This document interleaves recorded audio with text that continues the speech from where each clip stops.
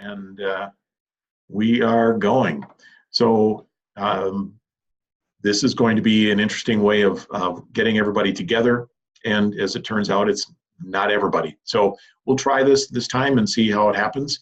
I'm going to jump right into a PowerPoint and hopefully address some of the questions that are coming up, and share my screen with you, and we'll get going here. Okay, so we're going to take a look at all things AP as they come from our perspective. So today we're going to take a look at the process for 2019, and then also some of the beginning conversations about changes that are happening in 2019-2020. So into next school year. A couple things happening right now. First of all, test registration is open in My Payments Plus. So students should be signing up. We have evidence that students are in fact signing up from each of the high schools, so that we know that it's working for everyone. The window for registration for tests for this year closes on March 1st. That's a Friday at midnight, or is it?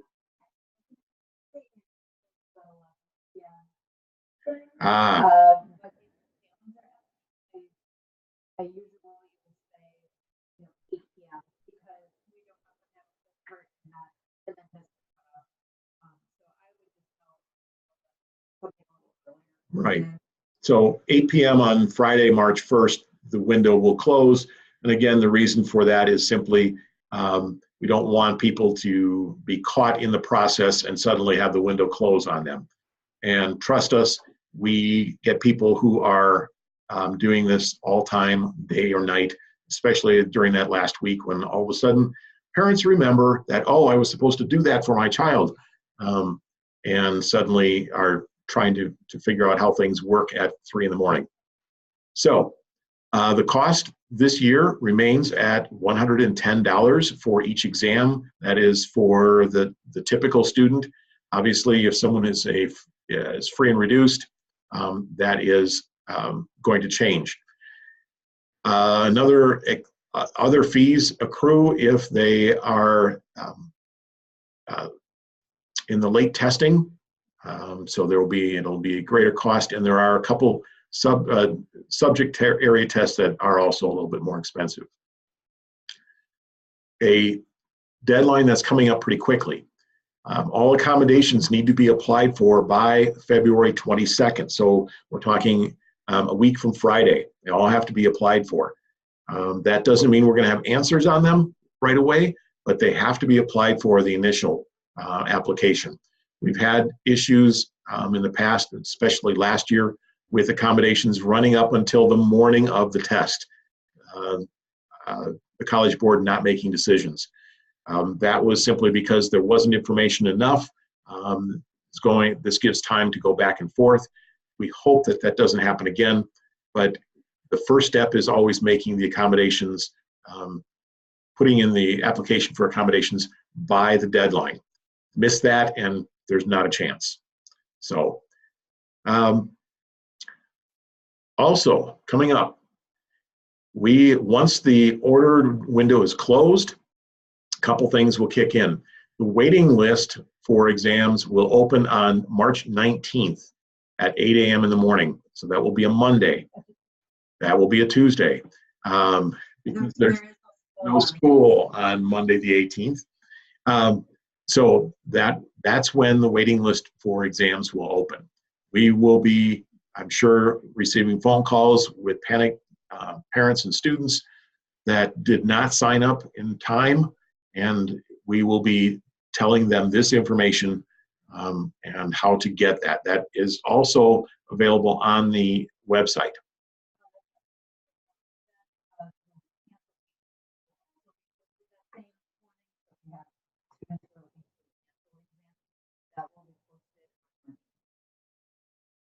What time on the 22nd for the accommodations? My guess is it's the end of the day, but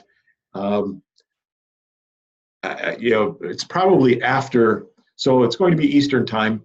It's probably closes after school is out.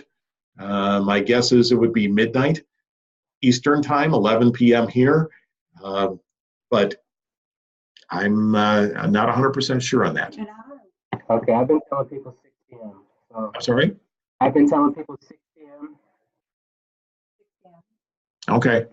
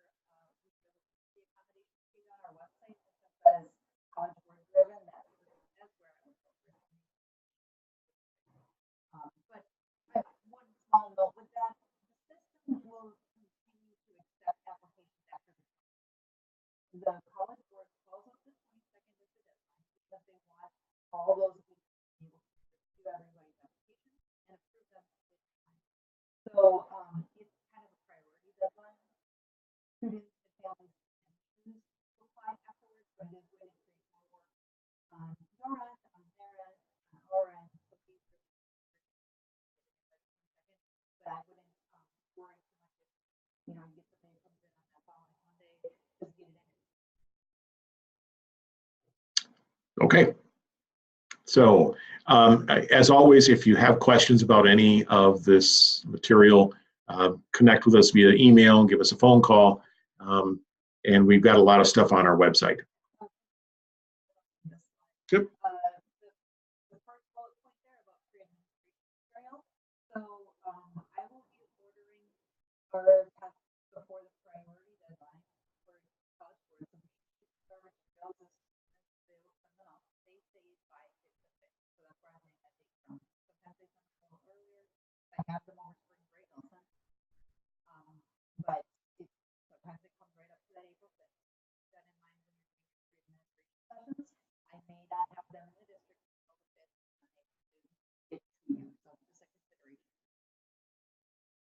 Okay, thanks. Let's move on. So earlier in the year, I think in January, we discussed this at the meeting that we shared with the assistant principals. One of the issues that was raised was about an equity issue about getting kids to the tests. So we, the Office of Assessment Administration, are paying for yellow bus transportation from each of the high schools to the Alliant Energy Center morning and afternoon for each of the days in 2 of the 2 weeks. That's what I budgeted for. Now, will we need that? Probably not. So we have a couple things we need to discuss. First of all, here are some of the issues, the concerns that we have and that we're trying to communicate. We are communicating with the bus company and just want to let you know about some of these. So for morning tests, students and buses must arrive at the Alliant Energy Center no later than 7:30. We're going to get the test started at 7:45, so this is even pretty tight. Now, I know that there's always an issue of students arriving at school early, how they get there, but this is what we have to do. They can't arrive any later than 7:30. So early morning, they will get to the Alliant Energy Center and will be able to take the test. The morning test is done at noon. By that time, we'll have the afternoon test takers picked up at each of the high schools. They will be arriving by 11:30, the latest, 11:30 a.m. So the bus will drop off the afternoon test takers and stay and wait at the Alliant Energy Center for those morning test takers. So they will be able to hop on the bus when they get out at noon. I'm going to have the buses stay for about 15 minutes unless we have, if the bus, we have a list that says there were 3 people that got a ride and there are 3 people on the bus, we can go.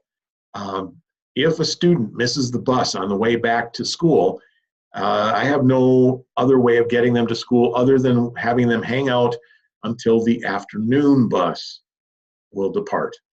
So the afternoon bus will depart approximately 15 minutes after the afternoon exam, which puts it at about 4:15.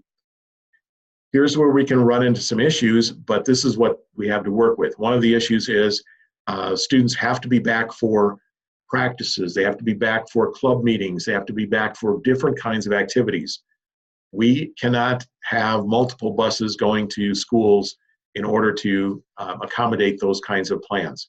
So up front, students need to be aware that this is when the buses will leave.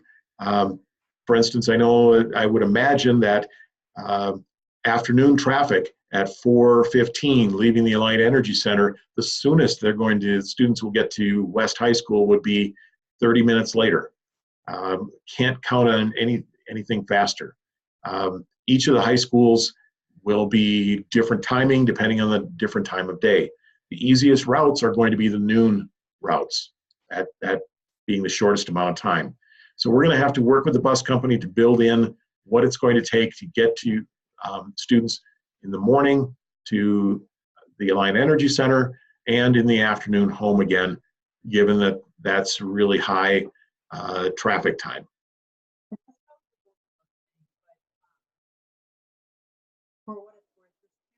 Do we have a set time for what time the bus will leave from west? In the morning bus will leave from west to get to the Alliant Energy Center? So you're fading out. I can only hear a part of the question, but what we're going to do, I'm going to talk with I have a meeting tomorrow morning with the assistant principals. We're going to talk about having their involvement in setting up the time when the bus needs to leave. I'll also work with transportation services, and then we'll get that information to each of the schools as soon as possible. Okay. Again, I guess it would be my guess that, for instance, coming from west, I always would have to plan at least a half an hour. Maybe I'm wrong, just because there are, quick ways in, but we'll get this worked out so that we can share this with students as soon as possible. Okay. Go ahead. So what I was trying to say before was, for what it's worth, it's important to note that the transportation isn't an option to students. They can still find their own transportation to the Alliant Energy Center. They can still, the purchase is free. Those are still options. This is just the available way to get to the Alliant Energy Center. So you may find that some days we have a lot of bus pickers. You may find that other days we don't have any. Yeah, that's a good point. We'll also have to figure out, basically we have to say, if you're going to take a bus to the Alliant Energy Center, you must take the bus back. I don't want kids to get finished with the test and then hop in somebody's car and then wonder where they ended up. So this is going to be requiring some careful planning on everyone's parts. Okay, so let's move on to the next. Hopefully the next slide. There we go. Okay, so yes, we are going to need to figure out a process to sign up students because, again, a school like Shabazz might only have 1 or 2 students taking an exam in week 1, 1 or 2 students in week 2. They don't need a bus every day. West, you guys might need to have a bus on some test days that typically would have younger students, and then none on days that you might have AP Physics, and nobody's there. Nobody needs it. So we're going to have to figure out what is a reasonable sign-up process, and what's a reasonable deadline. My guess is that we're going to have a deadline saying, okay, we're going to provide buses for these tests on these days at these high schools. If a student wakes up in the morning and says, oh, you know what, I'm going to need to get a bus, that's too late to send out a bus. So I'm going to work through this with the assistant principals.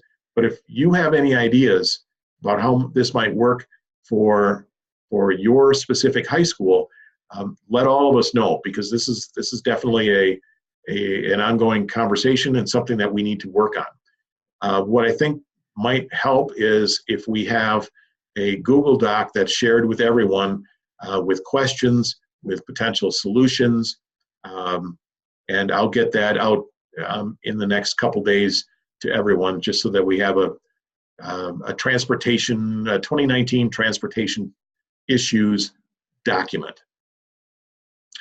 Here's another thing that I'm going to need some feedback on, but what happens if there is a bus that's coming from Memorial or any school, and because of traffic concerns, they arrive after 8 o'clock? We need to start at 8 o'clock at the latest. And so this is something of a concern, and this is also why transportation and coordination of this makes both Sarah and I nervous. We don't want to have students walk in 5 minutes after the test has started, because we cannot open the doors for them. What happens? So we're concerned about that. We need to make sure that the bus company knows, and B, students recognize that there are some potential issues that come with riding the bus. So maybe we change the time that the bus has to arrive at the Alliant Energy Center, push it back 10 minutes. Getting there early doesn't hurt. Getting there late does. So that's another thing that we're going to be looking at for suggestions from everyone who's involved in this whole process. Finally, other options that were thrown out on the table were, do we provide taxi vouchers? And I don't have that in my budget, but I'll talk with the APs about that issue as far as transportation. If you have one student who would like transportation, I want to make sure they get to the test. But we'll have to see how all that plays out.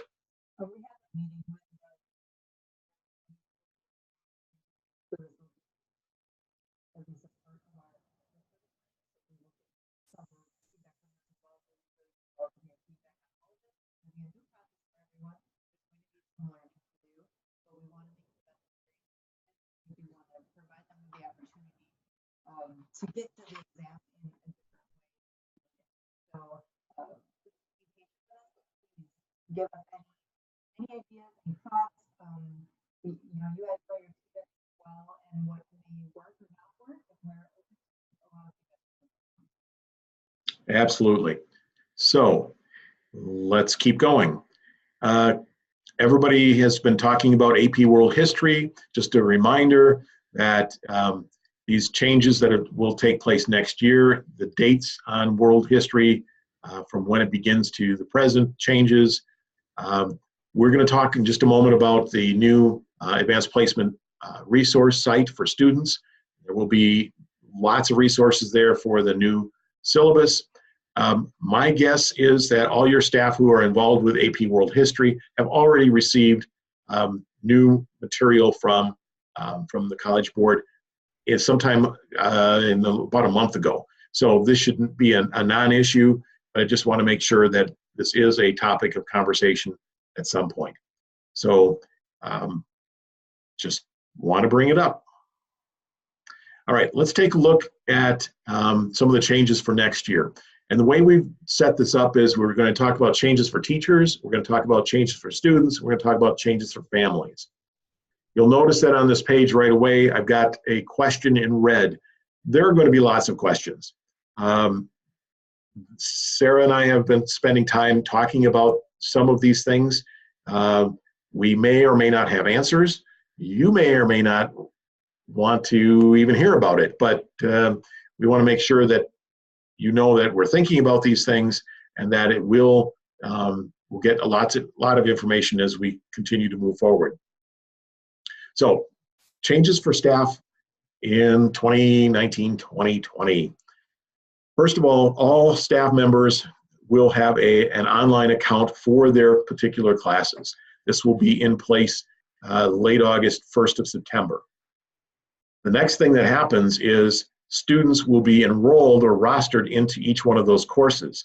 So if I'm teaching AP Chemistry and I have 3 sections of AP Chemistry, I will have as a teacher, I will be able to see my different courses, and students will need to get rostered into the appropriate course sections. First question that comes to mind is, who does this? College Board would say, teachers can do that. That's really easy. And Sarah and I look at each other and say, you know what? I think this is something that we can take off of your hands, your teachers' hands, and have this done centrally in the district level. As long as the course rosters are correct in IC, that's not a difficult thing for us to pull and be able to put into, upload into this account. This is not something that has been addressed by the College Board yet, because they really haven't gotten to answering our questions about district level involvement. They're still focused on getting, you know, kind of the shock of all these changes out to AP coordinators and staff, and haven't actually come in and given us answers. They will be doing that. I have full faith that they will be doing that in the not too distant future as well. Okay, so teachers will have an online account for each of their sections, each of their courses. Students will be rostered into that by whomever, but that will happen. And one of the things that the College Board has been pushing is all the resources that are available or will be available on those sites. So when students log in, they will have huge resource bank that they are that is available. Staff will also have that available, so they may have material that they can add to their syllabus, change things out, keep it up to date. But there will be articles, there will be sample questions that can be done by students, discussed in class, how, you know, strategies for answering. There will also be sample tests. Big thing for building coordination for next year, this whole process will eliminate the need for pre-administration work. So that whole piece that we just were talking about, April 5th, and after that, you'll be getting materials to do the pre-administration sessions. That will be gone. You won't have to do that. Yeah, yeah. So it's something to look forward to. So basically, all of that information into their college board account. There's going to be a process for students who are not taking the course too, but they'll be putting this all on the computer. The College Board will then take that information and generate tables for their exam day from that database. So this will cut down a lot. Time just filling in the basic information. College Board, and you will no longer have to scan those tests and fill out those answers because we're just using tables. So that is one potential really big time saver for you for next year.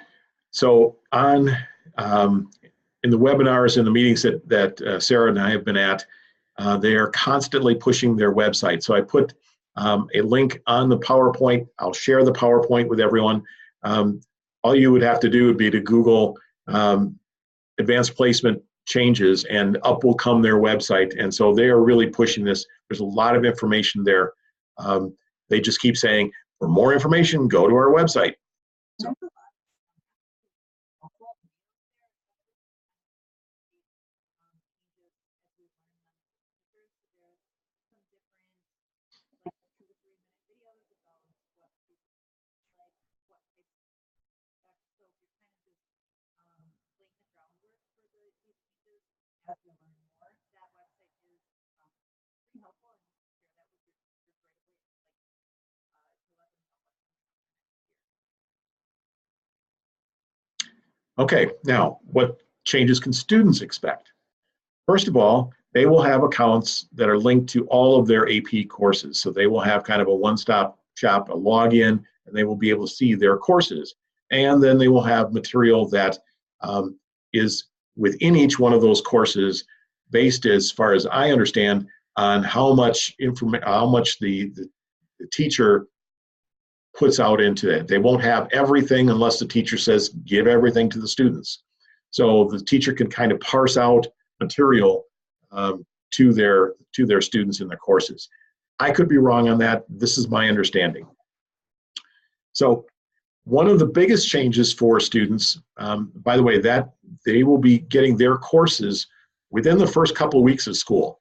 So they will get those accounts, have to log in, set up everything within, the sooner they do that, the better. So within the first 1 or 2 weeks of school starting. So this is going to be something that right beginning day one of school, we're going to have to work with students on. One of the things that happens because of this is decisions that students make get really moved up. So instead of right now, February, the month of February being the time that students make decisions about whether or not they're going to take the test, test registration comes in early. Starting, the first deadline is like in the first week of October. So decisions about test taking need to be made by students and families in September so that they can get everything in place by the deadlines that are going to be set up. The College Board is not raising any of the fees, so our fees will, at this point, we believe they will remain the same. Just so you're aware, our fees, $110, covers more than just the cost of the test because we rent out the Alliant Energy Center. We're paying for transportation. We are paying for proctors. So there's a lot of costs that go into setting this up. So we're trying to keep our costs the same for our students. So, however, the costs of the test are going to be the same, but suddenly now we're going to have fees that get a little bit bigger. Let me just check on the question. Yes, I will be sharing this PowerPoint with you. I'll probably attach it to an email. I'll maybe even create a website that we can just, for AP coordinators to go to and have this information. So I'll make sure that you all have this, and I'll let you know the link for the recording as well. So the fee structure now becomes comes into this a little bit more, because suddenly by the early October, you need to make a decision if you're a student. Cancellation, any changes, anything after November 15th suddenly raises a $40 fee. So if you cancel out for whatever reason in December, just the cost of canceling is $40. So you will not be getting your entire fee back, as things as we've done. If the student cancels today, it's a different structure. There will be time for students who are enrolled in second semester AP courses. So the registration will be opening up. They will be able to, will create student or teacher accounts. Students will be rostered in, the same kind of thing. So if you have if you have a course that only meets second semester, students are not missing out. But again, early on in the course, in the semester, they will have to make decisions about whether or not they're taking the test. So the question that often comes up is, or I think will come up because we've seen a lot of it, we have students who are taking 8, 9 plus tests, and we know that they're not taking 8 or 9 AP courses. So can you take an exam in the future without having taken a course? And the answer is yes. There will be a separate sign up. You will not be able to log in and get all the resources, but there will be a place where students can go sign up and sign in to take a test.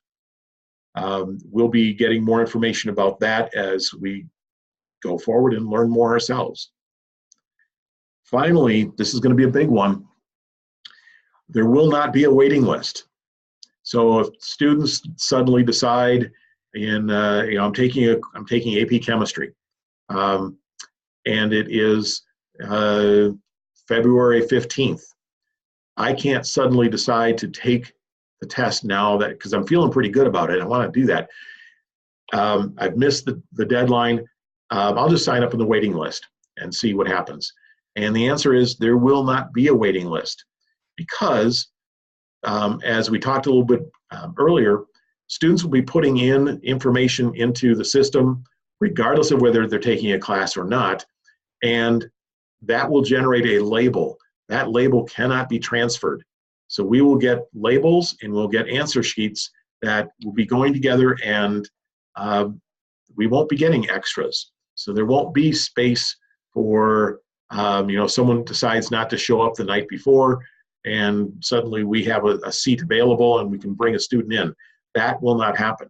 Students back out the day before, the week before, they will be responsible for the fees that come with not taking a test you've already purchased.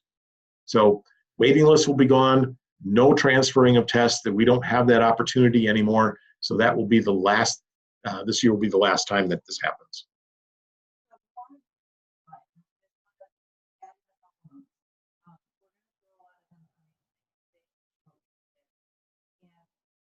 We are still learning. We just had our first webinar on this this past week. So Coord is giving us information, but we will be learning more as we go. So dates, but just so you know, kind of structure of things. The College Board will expect us for year-long courses. The priority deadline for registration is going to be October 4th, and final deadline is November 15th. So for students who are taking year-long courses, they will have to make the decision early. That being said, if you have AP courses that are on a semester type schedule, the College Board will know that because of information from the course audit, and then also if their students are uploaded in January for semester 2, then they will have a separate window for those particular students to register.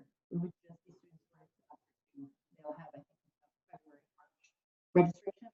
So don't worry, if your kids don't start until semester 2, they will be accounted for. But if they're in a year-long course and they have access to those resources in the fall, they will be expected to register in the fall. We'll have a lot more information about what that means for us and how our registration will work. We're still trying to brainstorm around how we're going to gather fees, when we're going to gather fees, and how that will look. We don't know that today. We will know that hopefully by the summer at the latest, and we will communicate it as we know more. But it's going to be a very big shift for families and for students, for you guys, and for us. So if you were to ask the College Board, why are you doing this? The reason they give is that they have found in their studies that if students commit to an exam early in the fall semester, they're likely to do better. They're likely to stick with the course longer. Their motivation is there to do it, and they found, look on that website that you highlighted, they do have some statistics about scores and how they've gone up for students who they've pilot tested. So they feel very strongly that a commitment to fall means that they'll be more invested in the course as the year goes on, and then more prepared for their main. So that is their stance, and that's why we are making it, because that's what they want us to do. So, and as Tim mentioned, there will definitely be the ability for students who are not taking our courses to take the exams. This is before they won't have access to any of the resources, like you mentioned, but they will also be held to the same registration deadline. So that's incoming. But I just wanted to say that we will have more concrete information about registration as we get into the summer. But we just wanted to put this on your radar now because you may get questions. You may have already had questions on it. And that brings us to the next group of people that we need to connect with, which are families, because this is going to be a change, and for some it's going to be no big deal, but for others they really need to focus on this. So the testing decisions that families make, because this is in many cases a family decision, comes much earlier. So we're going to need to communicate that with family as well, not only the decision, but also the commitment and payment for the test comes months earlier. Not that February is a good time to fork out $110 per test, but we all know that back to school is already an expensive time. And so by letting families know earlier, they will have a little bit of time to at least plan for this particular cost. So that's something that we need to do, is we need to build communication plans for reaching out to our students, our families, as well as the staff. So questions that arise are, how soon do we begin communicating with families? We've kind of taken the stance that let's get this year rolling and underway, and in fact, finish it up. And so the soonest we really need to start communicating, or we're thinking, is probably May. After the exams, end of May, sending out information to families of students who have registered for classes for next year, using that list. In general, posting it on school websites, etc., but begin that conversation after this year's testing is done, so that we don't have confusion, excuse me. There I am, I'm confused. We also need to figure out how often and when to communicate with families, as well as between us. So my thought is that during the summer, it still is appropriate to communicate with families and students, letting them know that this is coming, not often, but at least once during the summer, so that they can say, when it comes up the first week of September, the end of September, when the deadline is approaching and they have to make decisions, they've known about it. So, and then finally, in the fall, when do we communicate? So, do you want to add anything to that? No, I mean, that's something that, as a starter, we want to communicate with you guys as AP coordinators. That's why we're talking about it now. We don't want to create confusion with families, and we don't want people to panic and think that they missed registration. Not next year. So that's kind of why we have that May benchmark in mind. But we do want to make sure that all of your questions are answered. If you have specific questions about any of this as we go on more, let us know, because if you don't know the answer, you can try to dig for it. Coord is going to be, they're organized. They're going to get us the information that we need. I'm not concerned about that part of it, but we may have to agree. We can't consider it here at the district level. So please, we want you to be a part of this process. So just as we talked about with communication, your feedback is valuable and your questions are. So if you want to filter those questions to us, like, we'll take that anytime, and we'll keep you in the loop all the way. Which brings us to just about the end right now, looking at what we're going to have to do as a district. The planning and the communicating with the staff, with the students, with families needs to happen. We want to be a part of that with you. We know that the communications will be best coming from the school level rather than coming from the district. You know your students, you know your staff, the ways of communicating most effectively.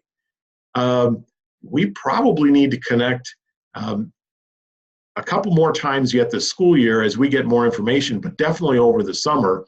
And so we'll be talking about what that means, what that looks like, and if we need to buy hours of your time to come in once or twice during the summer, let's have that conversation. We do know that there are workshops coming up, just announced in August, that are focused on these changes, and they will be local. So we'll be talking about getting people to those workshops for AP coordinators as we get more information. But right now, we'll be at the Pyle Center at the UW-Madison campus, so it's close to home. For AP coordinators, there will be no cost, and that's about as much information as we have. We don't have registration times or dates or anything like that coming up. They will be available. So once again, more information on the AP website, as well as you should be getting emails with information from the College Board. Anything else you want to add right now? This is. So it's a lot of stuff. We recognize that and so if you have today, tomorrow, next week, whatever they come up, these all have to be relevant. That's what we're here for. It's yeah. I have a lot of questions. So you're not alone if you do have something. So I'm going to stop recording, and then Jabalja, if you want to, if you've got questions, we can take those offline. Thanks everyone for listening.